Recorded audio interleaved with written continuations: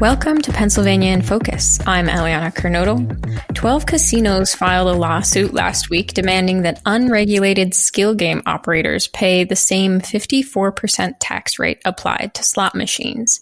Joining me to tell us more is the Center Square's Pennsylvania editor, Kristen Smith. Kristen, first, can you start just by telling us what's the difference between a skill game and a slot machine? Slot machines are what everyone traditionally thinks of when you think of a casino, right? You pull a lever and randomly, if symbols match, then you win money.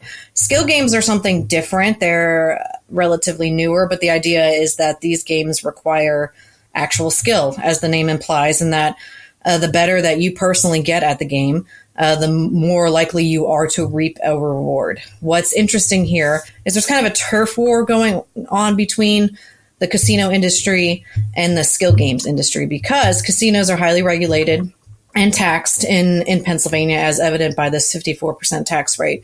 Skill games are not.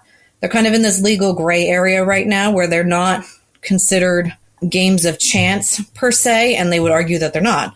And they are seeking legal distinction that they are an entirely different class of, game essentially, and therefore not subject to the same regulatory and tax structure that casinos are. Obviously, casinos hate this idea. They don't think it's fair. They think that they're unregulated gambling machines and that they should pay the same rate that they're paying, or conversely, casinos shouldn't have to pay and maybe pay the rate that skill games would eventually pay if they were legalized and taxed. Of note, skill games industry wants that. They want legal protections. They want to be recognized for what they are, and they've suggested paying a 16% tax. In the middle, we have Governor Shapiro, who's been broadly supportive of legalizing the games. He's proposed a higher tax rate, somewhere in the 40-ish, 43% range. So there's definitely variation on how much the interested parties think should be taxed, but that's kind of where that's the basis for this ongoing turf war that we're dealing with in Pennsylvania. And how do Pennsylvania voters feel about this issue? So overall, Pennsylvania voters, according to a poll from the PA Taverns and Players Association, so obviously they have a vested interest in how this turns out, but half say that the game should not be banned, and 60% supported the lower 16% tax. Part of the reason for public support is that casinos and the establishments where these skill games are popular, they're kind of two different economic spheres.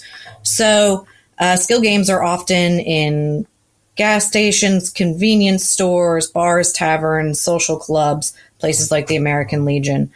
And they really help bring in clientele and business to these establishments. And so these owners are saying, please don't shut these down. Don't, seize these machines, because they do help our business. Now, proposed framework for regulation wouldn't necessarily let them keep profits from these machines. In fact, that would all be sent to the state for tax collection and for support of law enforcement to help regulate the machines and make sure that they're following all protocol. But it would keep the clientele coming back and presumably patronizing the businesses in different ways. So there are, from the skill games perspective, legitimate reasons that they are different from casinos. From casinos' perspective, I guess you could argue that, hey, these machines are still games with a financial incentive that could lead to addiction, that pose crime risks. They're saying that there's a strong comparison there, and they reject that distinction that skill games are going for.